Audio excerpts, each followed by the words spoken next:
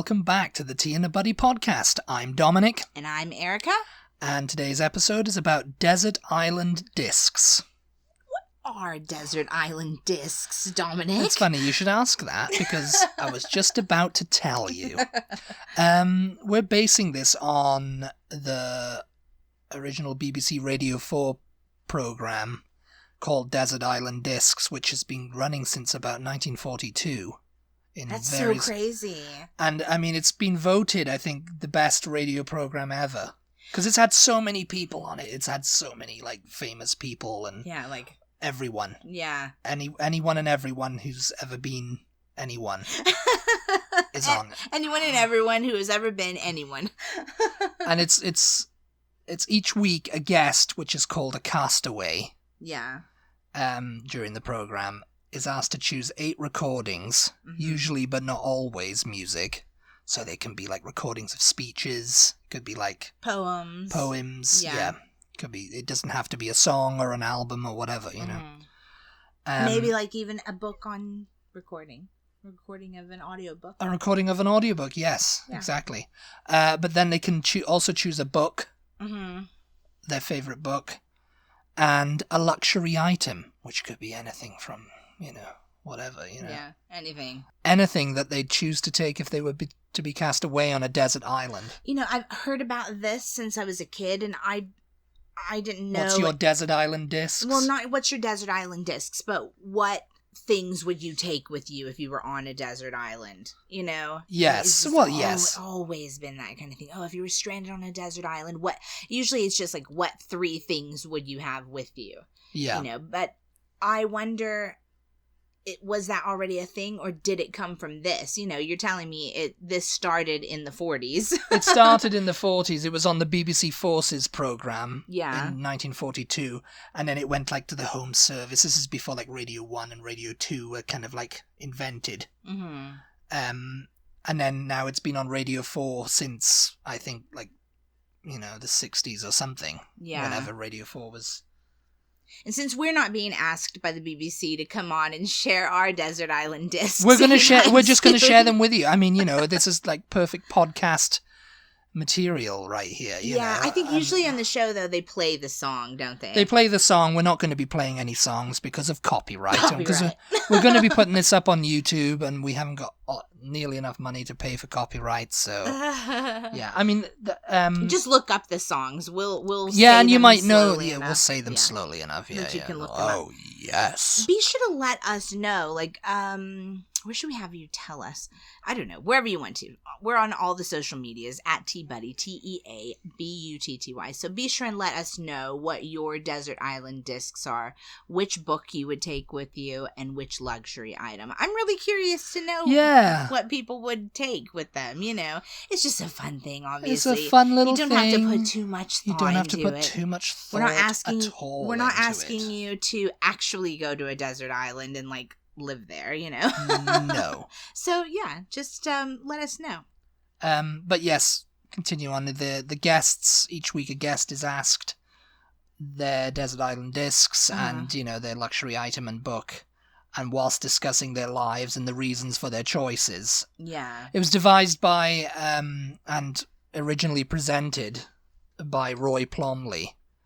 And since 2018, the program has been presented by Lauren Laverne. It's sort of an interesting way to do an interview, isn't it? It is, yes, yeah. And I mean... You get to know a person in a different kind of way than just asking questions, Yeah, and over 3,000 episodes of it have been recorded. Yeah, wow. And, some guests have obviously having appeared more than once. Mm. And some episodes feature more than one guest, too. So, So, yeah, I mean, you've got yours ready? Do you want to go first? What's your first desert island disc? Well, I didn't Erica? did you put yours in any kind of order? No, I just slapped mine together. Me either, yeah. Yes. You just slapped them together. Just slapped them together, yeah. Okay, so these are not in order of, like, most favorite song to least favorite song, and all of mine are songs because I think only one of my Yeah, only one of mine is an actual song. The rest are just albums. Oh, what? Yeah. I thought they had to be songs. No, I said songs originally, and then you said you just changed it. No, you said, oh, I was choosing You're albums. You're taking whole albums, and I'm just taking single songs. This is a rip off. It's going to be I smell a fix. I smell a fix. No. Oh my god. All right, well, this is not fair. You're taking whole albums. I thought we agreed on songs. Ugh. All right, this is what it's like to live with us, just so you know. My first one... Miscommunication a lot of the time, yes. Is... No, I thought in the show they do songs, right? They do, but I mean, it's recordings. So, it doesn't have to be music. Okay. You could do a recording of, like... Get out. JFK's speeches or whatever, Winston Churchill, Why do I want to have those with me on a desert island? What? Because you might be into them. Let me just preface my list, you guys, with I'm being really real on my list. I'm not trying to impress anyone. I have a feeling... That don't impress me much. No, I have a feeling that some of these people that go on this interview, they've thought long and hard about what's going to make me sound most interesting or most, like, deep and intellectual and, like, they just really want to impress. Mine is just mine is what I would actually take. Mine's very simple. Okay.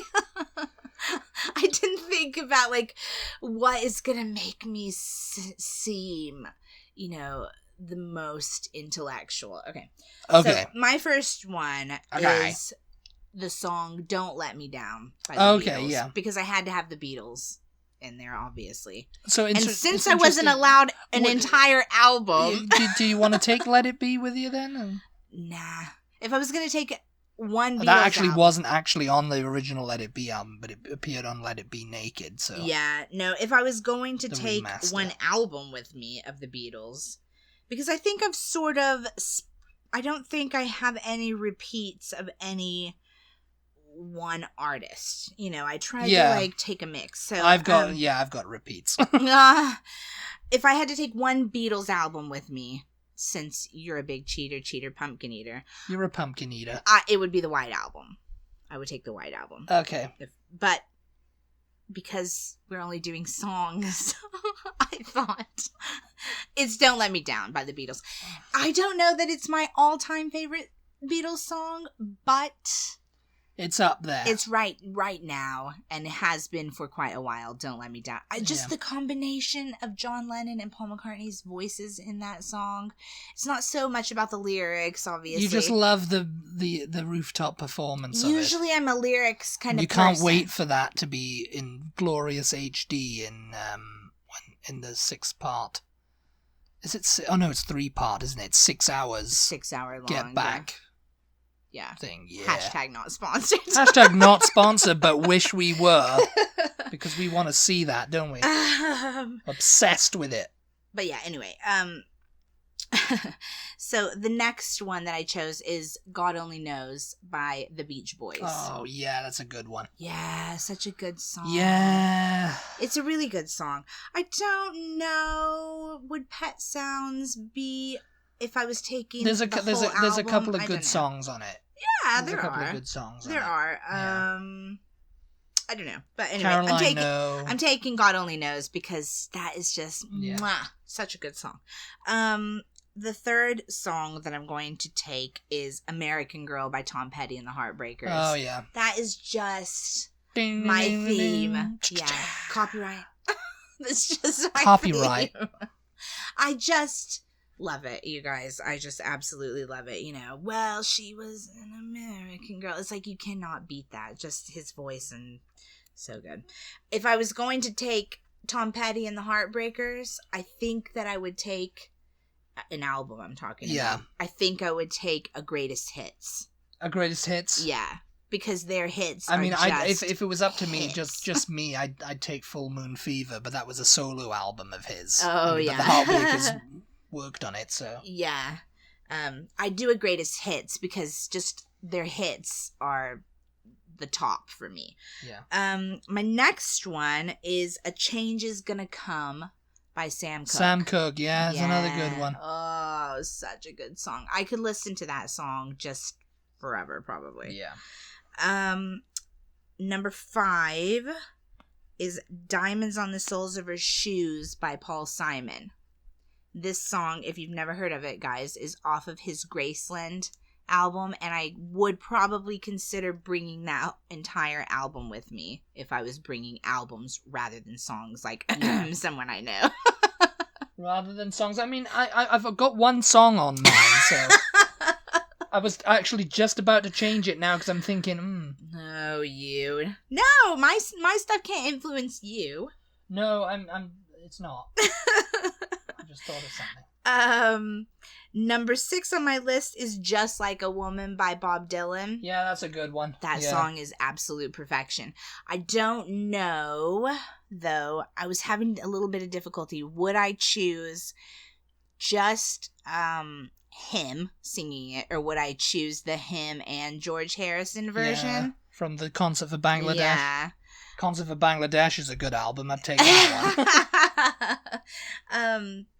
But yeah, Just Like a Woman. I'd probably consider taking the entire Blonde on Blonde album with me, and possibly Free Will and Bob Dylan also. if I was taking albums, because those are just 2 absolutely great albums.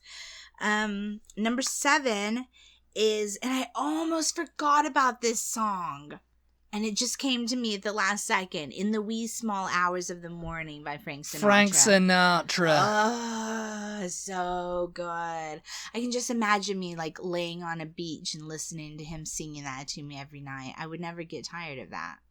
Just so soothing. His voice is just so go to sleep. Beautiful. And but it would probably make me want to have somebody with me, because it's such like a love song.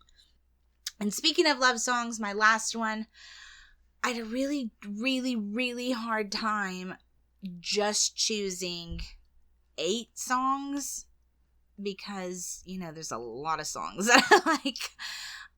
I was really thinking about Looking for My Life off of George Harrison's Brainwashed album. Looking for my life. Yeah, I love that song. Looking for my life. And I was thinking some solo John Lennon stuff, like maybe Imagine. But these are all honorable mentions. Yeah, we can have honorable mentions. But I was like, I really need a bit of a rocker. For a split second, I thought Monkberry Moon Delight by Paul McCartney. Monkberry Moon Delight. Delight. He just goes absolutely crazy in that song. And I thought, that could be fun, just like being crazy on an island, listening to him screaming. But I chose a Paul McCartney all-time classic, and that's Maybe I'm Amazed. Yes. Yeah. It's just so good. I just love that one. That's a really good one, yeah. As far as book, and you know what? I considered, because we didn't have to just choose music.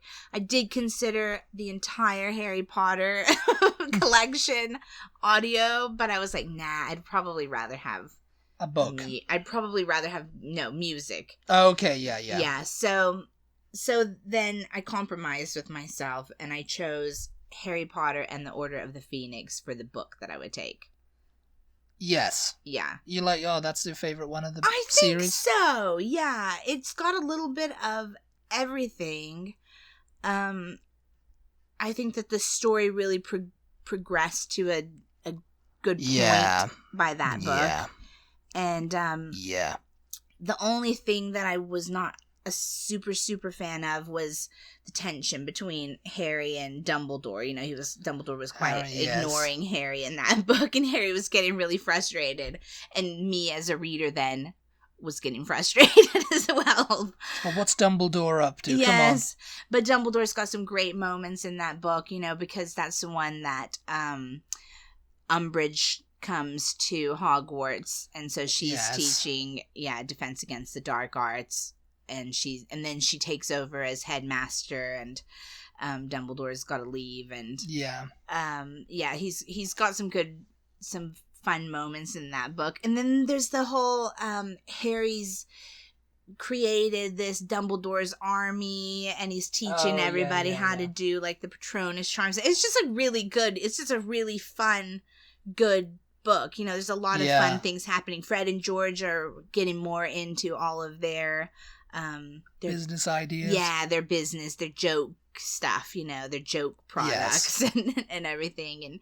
And so there's a lot of fun moments from them. And I just thought, I'm going to do a book. Let me do Harry Potter. You know, I thought I'm a big fan of a lot of autobiographies, but I thought, could I just read an autobiography over and over and over alone on an island? And I think I would get tired of, you know, reading about someone's life, maybe. Yeah. And I was like, let me just have a bit of escapism, I think. Bit of escapism, yeah.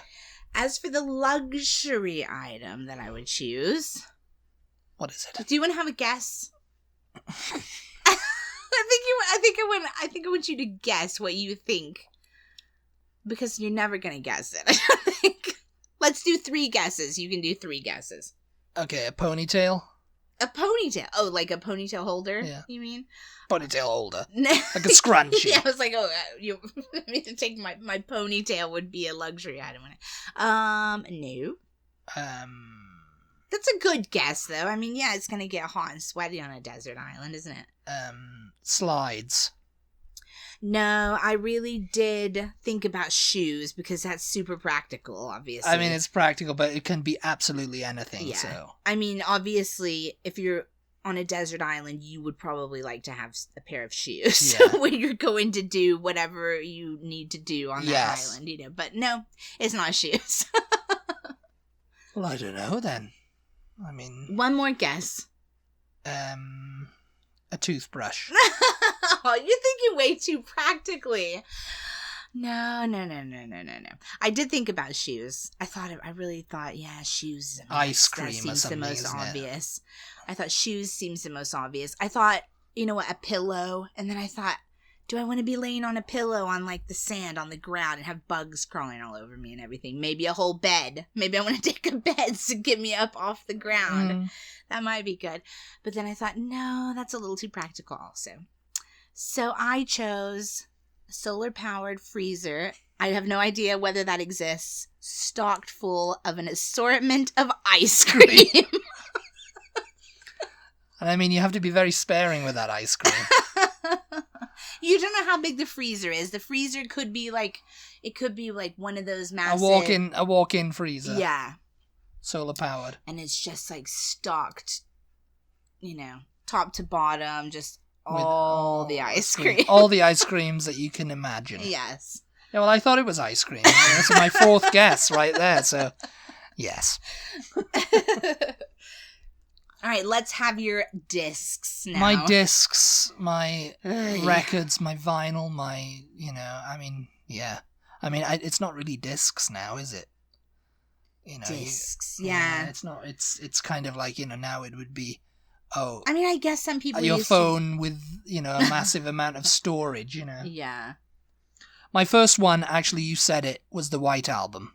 Oh, the Beatles. Yeah, because, I mean, that is so them, you know, it's them separately, but also together. Mm-hmm. So you've got kind of the best of both worlds there, really, of the Beatles.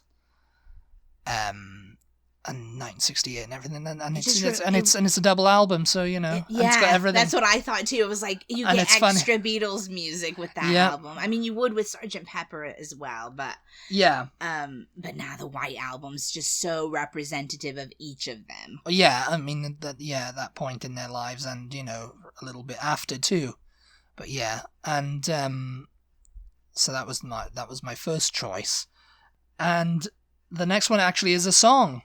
Oh, wow. Yes, and it's Waterloo Sunset by the Kinks. I just love that one.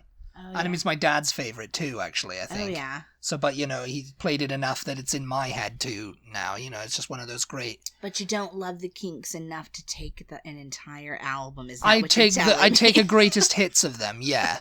I definitely take a greatest hits of them, but Waterloo Sunset is like one of the perfect songs. Yeah. For me. My next one is another album. It's Chaos and Creation in the Backyard by Paul McCartney. Yes. That's you see? A great album. And it's probably one of his best in recent years. Oh, definitely. 100%. Yeah. And that one, no, it wasn't. It's just a great album. And the next one is... Save a couple of songs. I think I would trade out a couple of the songs from that album for a couple of songs from other Paul McCartney albums. Maybe. And then it would be like the perfect album, I think. Yeah. Maybe. All Things Must Pass is my next one. Oh, the album. Yeah. It's a triple album too. Yeah. And it's got a lot of great tracks on it, that George was saving for this moment, Yeah. George Harrison's All Things Must Pass, which they're coming out with a $2,000 something, isn't it? No, it's $1,000, I think. It's $1,000, yeah. But yeah. Remastered with gnomes. Edition. I get that and I take it and I put all the gnomes around the island and it'd be cute. Yes. I would love to have those gnomes. They're cute, aren't they? The little gnomes. Just sell the gnomes. Yeah. They're the cutest little gnomes. And there's a little George Harrison one. And there's a little George Harrison. Yeah. Yes. And how cute would those be in a flower bed in your front garden? Oh my God, so cute. Yeah. No, but that's a great choice, yeah. Would you say that might be one of the Beatles collectively their best solo albums? I think not so. The best? Yeah, I think so because I think it's probably he had a lot of stuff he was sitting on, and then once the Beatles ended, he got together with all the other musicians and just did it his way. All the other musicians. All the other musicians, it was like he had Eric Clapton, he had Billy Preston, he had Ringo on it. He had a bunch of people, so he was really in the flow. Whereas John and Paul were just kind of like thinking about writing a hit. Still. Yeah. And they wrote a couple of hits on Maybe I'm Amazed and Imagine came out around the same time, and so that was their hit, and then they just built albums around it. But that being said, I took, it's not my next one actually. Well, yeah, it can be my next one. Imagine the album by John Lennon. Yeah. That was a pretty good album compared to Paul's first one, McCartney. It wasn't. It was just kind of like homemade, and it's pretty good, it's still good, but it's not as good as like Imagine or All Things Must Pass, Yeah. I agree. Then I had Help, the album by the Beatles. Really? Yeah, I don't know, there's something about that album that's just really bloody good. Gosh, I haven't listened to it in a long time. It's like people go on about, Rubber Soul was their best album from that period, and Revolver, but I really think Help, they were really on it. I do think Rubber Soul is a good album. Rubber Soul, obviously, it's just a great album. But Help, for me, it's just like it has great tracks and a great pop, and it has great kind of like folk, kind of like songs on there too. And I know it's like I don't know, it's just a really great album to me, and it's got Yesterday on it too. So yeah. So there you go, a classic. Flaming Pie by Paul McCartney. Speaking of classics, the album, I take that. That's just his, like, he was in Beatle mode. He was back in, and he just, the anthology was coming out, and that was just his, his time when he was just like, he was just really inspired to do stuff again, and he was writing really great and everything. And the last album that I've got in here is Stanley Road by Paul Weller. And that's just one. It's something from my childhood. Yeah, Dominic's a big Paul Weller head, so. Paul Weller head, all his incarnations. That doesn't surprise me. Yeah, because that album, I bought that when I was about 9 or 10. And, I just listened to it over and over, and it was just a really great, like, he's a big Beatle head. Paul Weller, so it comes out in his music, Yeah. I've got honorable mentions here because I was like, there was more than 8 you know. Oh, yeah. Anything by John Barry or Jerry Goldsmith. And they're composers, so, you know, anything that they ever did in, you know, music, in like, you know, in score, in film soundtracks and scores and stuff, because that's one of my other things that I love to listen to. John Barry was most notably for the James Bond franchise, and Jerry Goldsmith for the Star Trek franchise. It was just really great music to accompany really great films and TV. So yeah, anything for that, anything from them would be great. Yeah. My book, following on from that, is On Her Majesty's Secret Service by Ian Fleming. Okay. It's a great movie. Yeah. And it was because it was almost a complete adaptation of the actual book, you know. So, and the book is really well done as well, you know. I mean, all the James Bond novels are good that Ian Fleming did, but I don't know, On Her Majesty's Secret Service seems like it's just a really good. Yeah, I was gonna say why that one over the others? Because it's, you know, it's just I guess because the film is so good at capturing it. That, you know, when I read the book, because I read the book after I watched the film, and I thought this is, you know, it's just like watching the film in a book. And, you know, it's like one of those things that, you know, like people say, oh, the book was better. Yeah. You know, Harry Potter, you know, the book was better, and the book was much better. And it's just like, no, that's one of the things where the book mimics the actual film. You know, you're watching it. I mean, apart from a few plot adherences here and there, you know, it's exactly like the film. And it's just like you're just, oh, this is exactly, because some people are disappointed when they read a book that it's not like the film, or they watch a film and they're disappointed because read the book, the book's better or whatever. But that one was just, you know, equal in my mind. You know, it was just as good as the book, and the film was, you know, the book was just as good as the film. Yeah. So the only book that I've ever read that was not as good as the film, that the film was actually much better in my opinion, was The Graduate. Oh, maybe, yeah, I don't know. It was so, and maybe it's because, like you with the James Bond book, maybe it's because I had seen the movie first, maybe, which I usually try to read a book first. You know, if there's a film out that I want to see that I know is based on a book, I try to read the book first if I can. Yeah. But with that one, I had seen the film first, and that's one of my all-time favorite films. So I was like, okay, I want to read this book now, you know. And the book was just so like, wah, wah. I don't know. It was really disappointing. I've never ever experienced that. Always, all the rest of the time. Because people usually read the books first, and then they see a movie's coming out, and they're just like, oh, I watched it, but it's nothing what I imagined it was going to be, you know. My imagination has to be exactly captured. And it's interesting, you know, because people read the book after watching a film of the book, and they're just kind of like, oh, well, this isn't how it was in the film, so it's a bit disappointing for me, you know. Yeah. So I guess that's, you know, with like my choice, it's very much, you know, it was dead on. You know?